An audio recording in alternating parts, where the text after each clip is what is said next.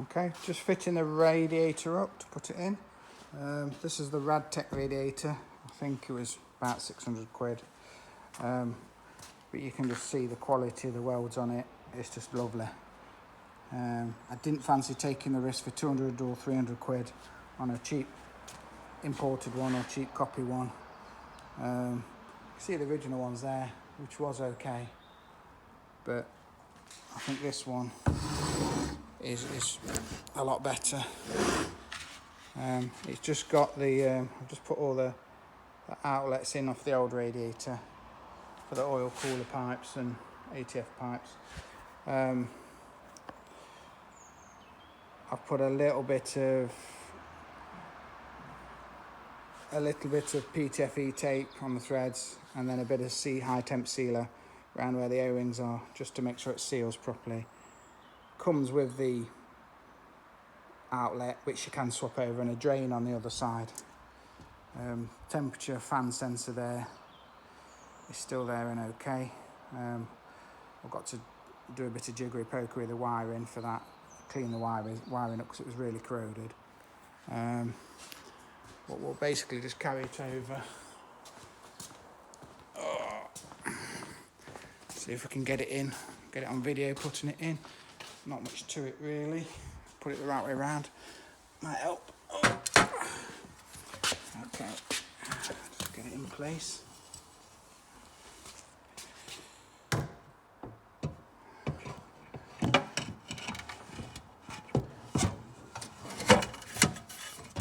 Basically just vertically locates itself on the bungs at the bottom. I don't think you can really, once it's on, you can't really be far wrong. It kind of just sits there itself. And we've got these sort of units that just go in here. And once you get the bolt started, the little socket off. Get these little bolts started. Yeah, these are all stainless, which is nice. So I'll nip them up when I'm done, but it gives you a little bit. You've got a little bit of movement on them.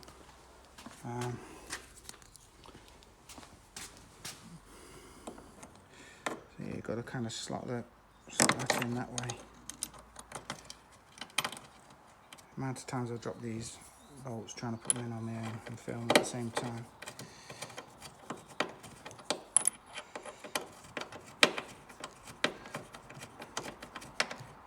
Like I say, the fan wires are, you can see them right at the bottom there. I've got to pull them out and just clean them up a little bit because they've obviously got this fan bridged onto the temp wire as well. They've only got 2 connections, but they're a bit corroded and nasty, and they're on piggyback connectors, so I'm probably just going to put the 2 wires into one connector, make it a bit safer and a bit stronger. Let's go on the bottom oil pipe. So this is the ATF pipe, so you can see. So once it gets pulled on,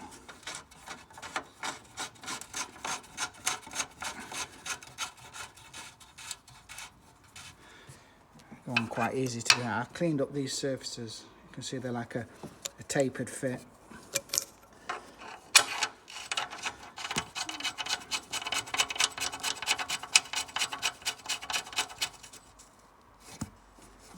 See what the angle of that's like. I think that's clear as a fan. That's just how it was before.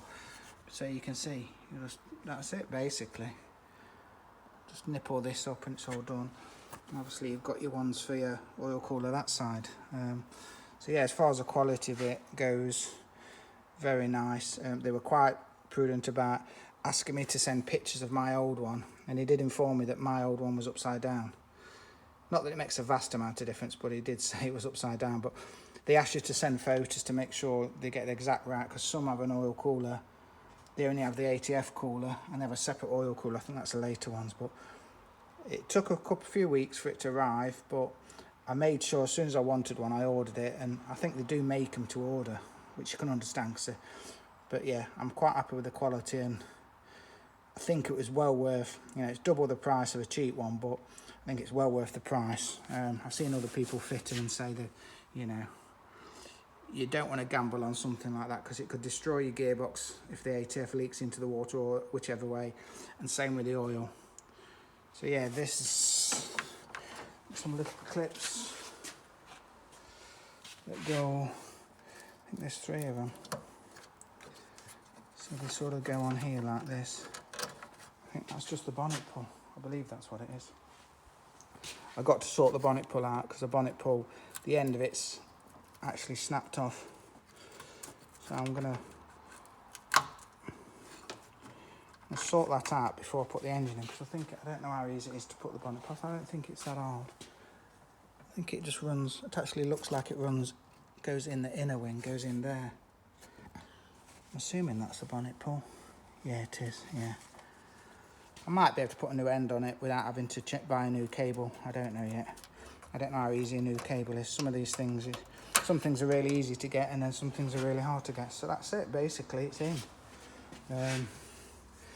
Your top pipe, which is like your overflow, which goes up to this pipe, which goes to the top of your rad, or your washer bottle. So yeah, that's that in really. I've topped up the ATF fluid. I can't do much more till I can run the engine and keep topping it up. I am going to clean all this up. You can see where I've washed all the crud off. It's left kind of a white residue, so I'm going to get in with a bit of wax polish and whatever and clean all this up, all the bits you can't get to, so it all looks a bit nicer when the engine's in. Not that I want it to be a show car or a trailer queen or anything like that, but while you can, it just makes it look that bit nicer when it's all together. Right, that's it. I think we're about done today. I don't think there's much more we can do. I'll just show you the exhausters outside. I've had an assistant today washing my exhaust off for me. I've already parts washed it, but as you can see, so you've got your front part.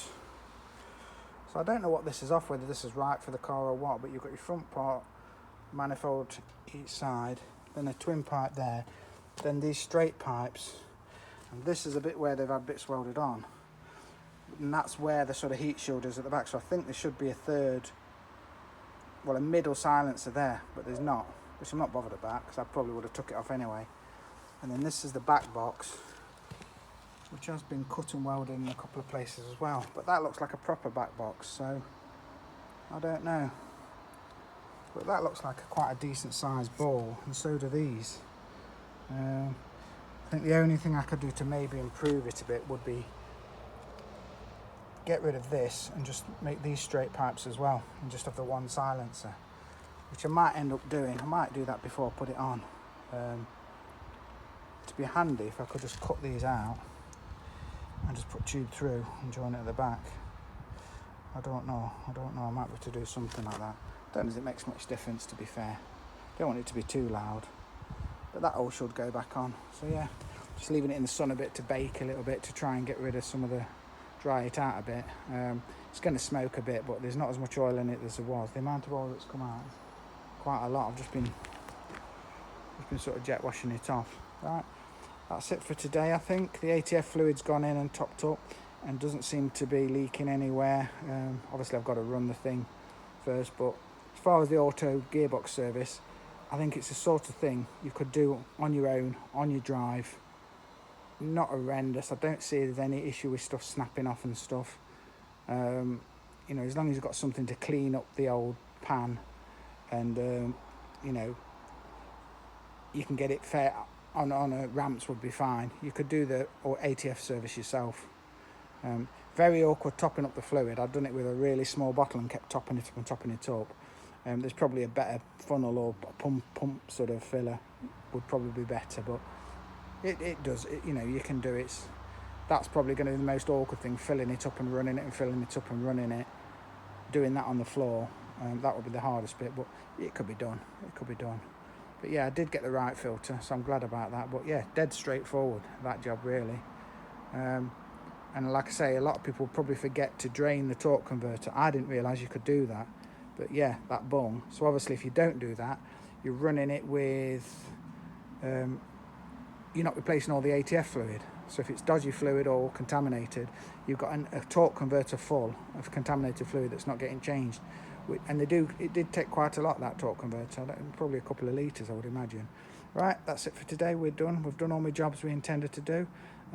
If you're enjoying the videos, please subscribe. Please give me some likes, because it helps me get to the top of the list and more people watch it and etc. But yeah, I think next one I'll be doing is cleaning up the engine bay. And then I think I might tackle the brakes, because the rest of the car, I'm still waiting head gaskets and tensioner bits. Head gaskets should come towards the middle of next week, end of next week. So I should be able to get all the brakes done and ready, which is all helpful, because then when the engine's in and running, I can basically just drive the thing straight away, which is good. But there's no lips on the discs or anything like that, they're just rusty, so I think everything, pads all look good, so just a good clean up and free off should be good. Okay, that's it for today. See you next time.